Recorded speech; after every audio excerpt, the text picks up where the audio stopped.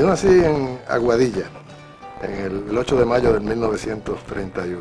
Mi padre, Juan Elías Capella, trabajaba en el banco en Aguadilla, mi madre, Emma Ruiz. La vida en Aguadilla era sumamente tranquila. Yo la mayor parte del tiempo viví con mis abuelos. Eran años bien felices, bien sencillos, o sea, no había esa preocupación por la droga y todas estas cosas que ocurren ahora.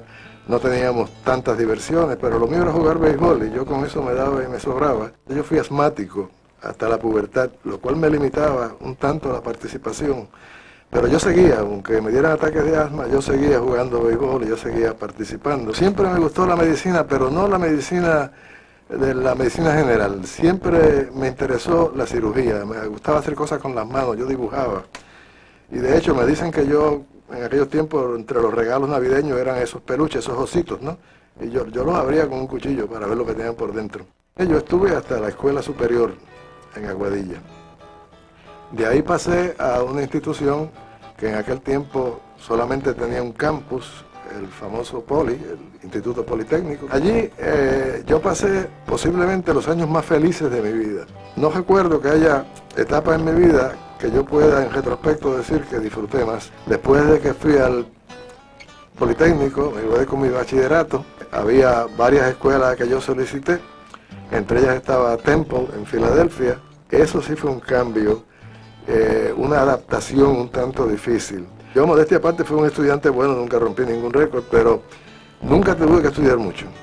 Cuando llegué allí me di cuenta que aquello era diferente. Aquello sí había que estudiar. Estudiar como yo nunca había estudiado. Yo nunca he sido una persona de amanecerme estudiando, ni mucho menos. Pero tenía que estar hasta tarde en las noches tomando café y ese fue el primer año.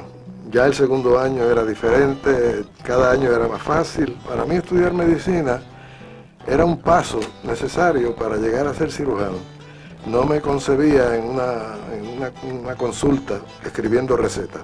Eso como que nunca ha sido lo mío, sino estar activo mental y físicamente. Terminé en el 1955. Después de eso venía la parte de la especialidad en cirugía. Tenía que hacer un internado. Ese fue mi único año en Puerto Rico, en el Hospital Municipal de San Juan, que en aquel tiempo estaba en la Avenida de Diego, en la Parada 22. Cuando yo terminé mi internado en el 1956, era la época en que teníamos que servir 2 años en las Fuerzas Armadas. Cuando yo entro al Navy, tengo una clasificación de cirujano. Y yo fui al jefe de cirugía y le dije, mire, yo no soy cirujano. Me dice, aquí aparece que te sacaron de una residencia. Le dije, me sacaron de la reunión del 1 de julio. Yo no tengo ni un día. Sí, es hacer alguna cirugía, porque los internos de Puerto Rico hacíamos alguna cirugía en aquel tiempo. Yo no soy cirujano. Y él me dijo, mira, yo estoy ya medio cansado, aquí no hay tantas cosas que hacer. Vente conmigo aquí un mes, yo te voy a enseñar algunas cosas que se hacen aquí. Y quédate con eso de cirujano. Y me enseñó mucho, aprendí. La cirugía que se hacía allí no era cirugía complicada. Viajé muchísimo y aprendí mucho. Y el médico en el barco es un ser privilegiado. O sea, el trato que me dieron, el primer barco que estuve, estábamos estrenándolo, se llama el Spiegel Grove. Fui el primer médico, tenía una cabina estupenda. Y así pasaron mis 2 años. Y entonces, ya pasan esos 2 años, digo, ahora yo voy a mi especialidad. Pero entonces solicité, ya sabiendo que no tenía ningún otro compromiso potencial con las Fuerzas Armadas, solicité a Temple y me aceptaron. Y de ahí ya termino mi especialidad y es que regreso a mi isla en el 1962 como cirujano.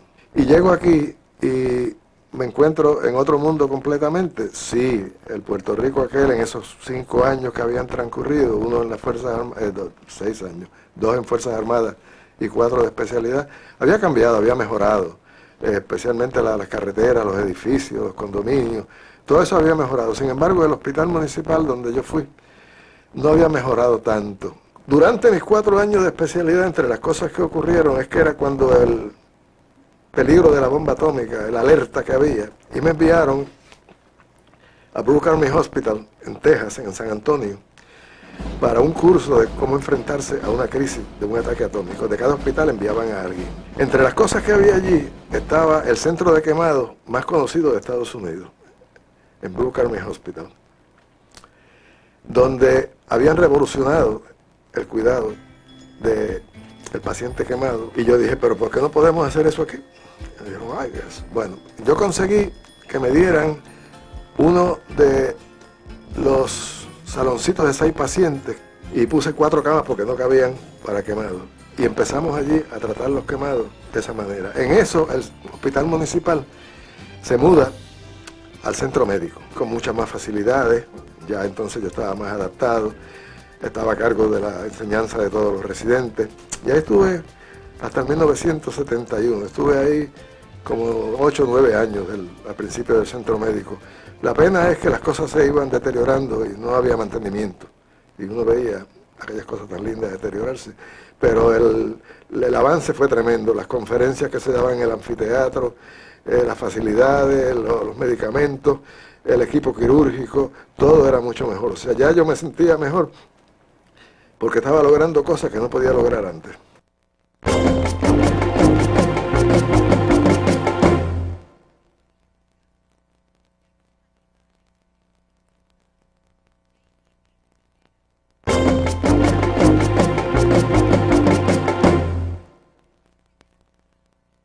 En aquel tiempo habían recién inaugurado el estadio Irán Bison, en 1963 fue que lo inauguraron, me parece. Y empiezo a ir allí a ver béisbol. Y allí también daban boxeo. Empecé a interesarme cuando salían los boxeadores cortados y dónde los atendían, cómo le atendían las heridas. Y cuando vi, pues hasta cierto punto me horroricé de lo que hacían, porque eran personas con buenas intenciones, pero que no sabían suturar una herida en la cara que es tan delicada. Y por eso que terminaban, uno veía aquella fotografía de aquellos boxeadores llenos de cicatrices. Y pensé, estos muchachos tienen 19, 20, 24 años, están en el boxeo como 5 años, los buenos solamente están 10 tal vez. Y el rostro es importante para ellos, no van a seguir siempre boxeadores cuando vayan a buscar un trabajo. Y entonces pues coincidió que el médico que estaba de médico del cuadrilátero, el ringside physician, pues se había separado de la comisión y me pidieron a mí que fuera. La única experiencia mía era en un campeonato en las Fuerzas Armadas, que no había más nadie, me mandaron a mí. Y ahí pues empecé a brindarle estos servicios a los boxeadores, a coserlos como se cose cualquier herida en la cara de una persona, claro, que tenga adiestramiento en cirugía, usando sutura fina, y ellos estaban muy entusiasmados. En aquel tiempo se boxeaba, los boxeos grandes, había boxeo en country club todos los sábados, pero los boxeos grandes eran en el Irán Bithorn y luego en el Coliseo, cuando el Coliseo se inauguró. Para evitar eso, y con la ayuda de los administradores del estadio, que operaron mucho, me abrieron como una salita de emergencia, donde yo tenía lo que yo necesitaba, lo básico, para poder suturar allí a esos boxeadores, las soluciones, las suturas, etcétera. Nada muy avanzadamente, tecnológicamente avanzado, pero suficiente para llevar a cabo lo que yo quería. Empecé a bregar con estos boxeadores y lo próximo es lo que le echaban, lo que le ponían en la cara para contener las hemorragias. Cuando yo vi las heridas que acababa la pelea, estaban negras como el carbón. ¿Y pero qué es esto? Es que los coagulantes que le ponían, los agentes para coagular la sangre, que no siguiera sangrando durante la pelea, en los descansos, eran cosas anticuadas, casi todos eran sales de permanganato y sales de hierro, y el hierro pues tiñe de negro. Y cuando yo iba a coser estos boxeadores, yo tenía primero, ya no salía con nada de aquello, había que cortarles prácticamente aquella herida, todo aquello, el borde negro, y entonces suturarlos debidamente. Y entonces empecé a enseñarle a los seconds, a los entrenadores, a usar agentes hemostáticos, coagulantes modernos, lo que usamos en cirugía. Al principio, como que no encajaban, porque aquellas cosas que habían ellos usado por años y por años y por años eran sagradas. Hasta que entonces yo pude hablarle a todos los entrenadores, etcétera, de cuáles eran los beneficios de esto, y cambió por completo, y entonces yo podía suturar heridas en muchas mejores condiciones, no había que estar raspándole todo aquel hierro y cosas. Pero después de eso, claro, yo establecí un sistema y busqué ayuda de compañeros míos que hacían las cosas igual o mejor que yo, que los atiendan, y todavía el doctor Raúl Casa está allí, que es el que atiende a los boxeadores ahora, y que yo me siento muy orgulloso de que aprendiera algo de mí. El doctor Amaury Capella, al cual le tengo una gran estima, es tanto y tanto su conocimiento que yo pues sencillamente me considero un discípulo del doctor Capella, y al cual pues le estoy muy agradecido. La historia del boxeo de Puerto Rico no podría ser completa si no incluimos al doctor Amaury Capella como uno de los pilares del boxeo en Puerto Rico, profesional, y una de las personas que lo hacen estrictamente por el amor que le tiene el boxeo, porque no sé si la gente sabrá que todo ese trabajo que él efectúa con nosotros allí es totalmente ad honorem. El doctor Capella y tanto nosotros en la Comisión de Boxeo no recibimos ningún beneficio económico, ninguna remuneración económica, sino que estamos en total libertad de velar única y exclusivamente por esta salud y seguridad de los boxeadores. Las funciones del médico de cuadrilátero, ringside physician, que es el término que más gente usa, el principal, el que todo el mundo ve, el que llega el momento tenso, es cuando llaman al médico a ver si se detiene la pelea o no, por las heridas, o los golpes, o la condición del boxeador. Uno tiene que estar pendiente de del combate, no es solamente sentarse allí y esperar que el árbitro llame pues al médico, en este caso al médico, sino que tiene que estar uno pendiente a lo largo de todos los asaltos, mirando cómo va reaccionando ese boxeador. Un doctor de la comisión está siempre atento a que en este deporte los boxeadores, que llegue un momento y se encuentre un boxeador en malas condiciones, pues ahí viene el doctor y viene a intervenir. El doctor Capella y como otros doctores que ejercen pues ese puesto, pues es pendiente más a la salud de los boxeadores, porque esto es un deporte muy sacrificado y muy fuerte. Detener la pelea es un acto en que se toman muchas cosas en consideración. Lo primero es la herida, que es la razón con que más frecuencia el árbitro llama al médico. O sea, el médico no sube así porque sí, más que en caso de muchísima emergencia. El árbitro llama al médico, el médico examina esa herida. Hay heridas que obviamente hay que detener la pelea porque hay una arteria sangrando que no va a contenerse con nada. A veces que es un boxeador que tiene una herida sobre el ojo, la sangre fluye, le cae en el ojo, esa es más peligrosa que la que está debajo del ojo. La experiencia del boxeador. Ellos dicen que algunos no saben pelear con heridas. Sientes que están sangrando y se frotan con el guante a ver si es verdad. El cansancio es otro factor. Uno de ese boxeador está extenuado. ¿Cómo va la pelea? ¿Este boxeador está en empate en la pelea? ¿O este boxeador está perdiendo por un margen grande que no hay manera de que gane la pelea? ¿En qué etapa de la pelea estamos? Esta es una pelea a 10 asaltos y estamos en el segundo asalto que le falta a todo ese boxeador para seguir aguantando golpes, o estamos en el noveno que le queda a uno. Una vez que uno estudia todos esos factores y hay que hacerlo bien rápido, también uno mira al reloj, que no siempre está disponible. A veces hay que preguntarle al cronometrista.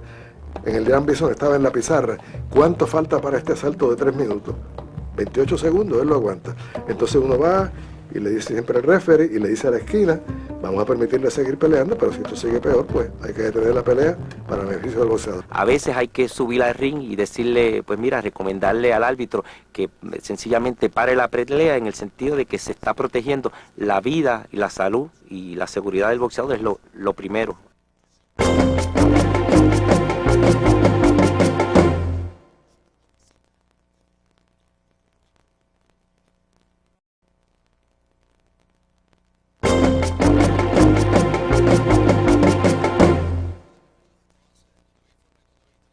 La razón de tener las peleas, la básica, es proteger al boxeador. No queremos que lo lastimen más, porque él tiene un futuro por delante. El doctor Capella, pues muy bien, tiene que intervenir prontamente aquí. El segundo es lo que cuenta, lo que vale, puede significar una diferencia entre incluso cómo queda una herida, porque si una herida uno la deja más tiempo de lo debido, obviamente el proceso de cicatrización no es el mismo y por lo tanto esa intervención temprana para evitar más daño es lo que puede ser uno de los puntos que haga la distinción entre cómo va a quedar ese día. Queremos limitar el castigo en un deporte donde es a base de castigo y ha sido criticado y a veces justamente por eso, pero es a base de castigo físico, no es el único, hay deportes en que el castigo es muchísimo peor. Pero uno quiere protegerlo, o sea, limitar a un mínimo ese daño. El doctor Capellas siempre ha sido una persona muy responsable. Para él lo primero es la salud del boxeador. Yo pienso que lo más importante es que es un ser humano extraordinario y eso le permite pues ver al boxeador como lo que es, como un ser humano, en donde lo más importante es que esta persona no se afecte demasiado. El boxeo es un deporte duro, un deporte recio, que puede estar en juego la vida de estas personas. En ese aspecto, yo diría una de las virtudes máximas del doctor Amaury Capella es saber distinguir que allí lo que están son dos seres humanos. Es una cosa extraordinaria que cómo él puede parar una pelea en el momento preciso, donde un boxeador no reciba el golpe extra que le puede causar daño en su futuro como persona. La pelea más emocionante y más increíble donde él trabajó fue la pelea de Escalera con Argüello. Alfredo estaba cortado por todas partes, él cortaba con mucha facilidad, pero siempre para encima. Tenía un labio, el labio superior casi colgando. Sulaimán estaba al lado mío y me decía, ¿cuándo vas a parar? Le digo, es que yo soy el que lo coso y qué sé yo. Bueno, la cosa es que ya, después que él tiene un asalto bueno, ya en el 13 no podía más. Todos aquellos que estuvieron allí, pues pudieron apreciar el desbarajuste que estaban haciendo conmigo, con mi cara. Pero que a mí eso no me molesta. Mucha gente no entendía la magnitud de lo que tenía Escalera en el labio, porque estaba lloviendo, y la lluvia interrumpía la visión. Escalera pierde en asalto número 13 y le suplica al doctor Capella que no le pare la pelea. Ya tenía el labio, que estaba colgando el labio, a punto de caerse. Y yo pues subo a verlo como me llamaban y le echo el brazo y le digo, Alfredo, pues hasta aquí llegamos, no puede seguir más. Si se hubiese tendido la pelea, por lo menos ese round que era el 13 completo, yo estoy seguro que se hubiese acabado la pelea en ese mismo round. Y yo hubiese quedado por nocaut. Él nunca protestaba, era muy obediente en todo. Me dijo, lo que usted diga. Y paramos la pelea. Para él lo más importante es que él entendió que en ese momento era peligroso y él detuvo el combate sin mayores consecuencias para él, porque él sabe que lo hizo reconociendo que eso era lo mejor para el boxeador. Yo pienso que para un médico de cuadrilátero eso debe ser lo primero. Alfredo Escalera, un individuo también único por varias razones. Una era su manera de comportarse alegre, él bailaba en el ring. Soy una persona que admiro mucho y quiero y respeto al doctor Amaury Capella, porque él estuvo conmigo desde mi comienzo en el boxeo. Muy digno en el ring, muy limpio en su manera de pelear, muy considerado con sus rivales. Era un placer estar al lado de Escalera. Yo tuve la oportunidad de viajar con él a muchas partes del mundo. Era una persona que yo podía dialogar con él y él bregó conmigo sin ninguna clase de interés. La pelea de Samuel Serrano con Ben Villaflor fue una pelea también bien emocionante. Me acuerdo que fue en el estadio Irán Bison, donde Samuel gana la pelea en 12 asaltos. Y fue una pelea también emocionante porque Samuel lo cortaron en varias ocasiones.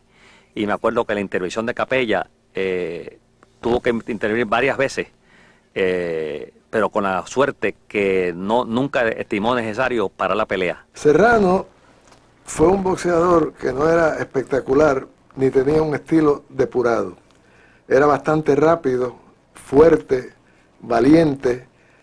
No duró mucho como campeón, pero fue un crédito para el boxeo aquí en su peso, porque utilizaba sus recursos hasta el máximo. El doctor Capella como persona es tremendo ser humano, como doctor también, porque siempre conversa con los boxeadores, busca a los boxeadores, charla con los boxeadores, pues, y eso hace pues uno pues brindarle la confianza. Yo encuentro que la rectitud y el amor al prójimo del doctor Amaury Capella es lo que lo hacen a él grande de verdad. El doctor Capellas siempre ha sido una persona muy responsable. Para él lo primero es la salud del boxeador, más que nada, más que cómo termina la pelea, cuánto falta para terminarla. A él lo que lo mueve precisamente es la seguridad de todos nuestros boxeadores. Viendo las peleas que él ha intervenido, peleas sangrientas, peleas bien difíciles, ahí se demuestra el amor que él ha tenido siempre por los boxeadores y por el boxeo. Actualmente, el cirujano moderno o actual, cuando ve a un enfermo en consulta, muchas veces se conforma con decir si el caso es quirúrgico o no es quirúrgico y no aporta nada más al caso.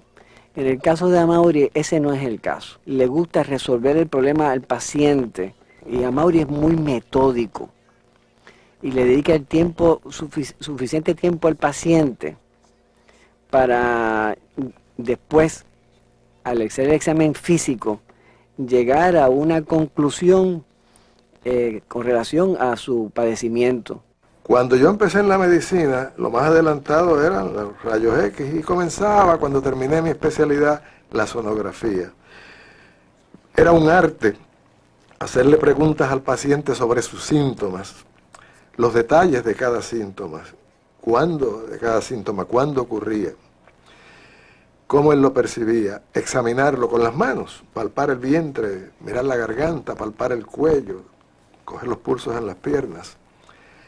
Ahora eso está desapareciendo. Amaury combina muy bien el aspecto clínico con el aspecto quirúrgico y creo que logra su meta, que es la formación de un gran médico cirujano.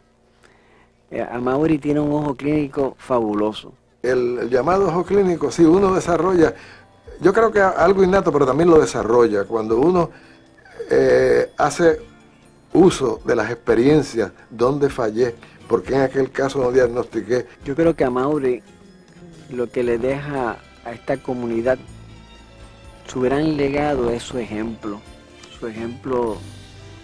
de gran médico, de gran cirujano, de gran ser humano, una persona que ha ayudado a tantas personas, ha tocado el corazón de tanta gente en Puerto Rico.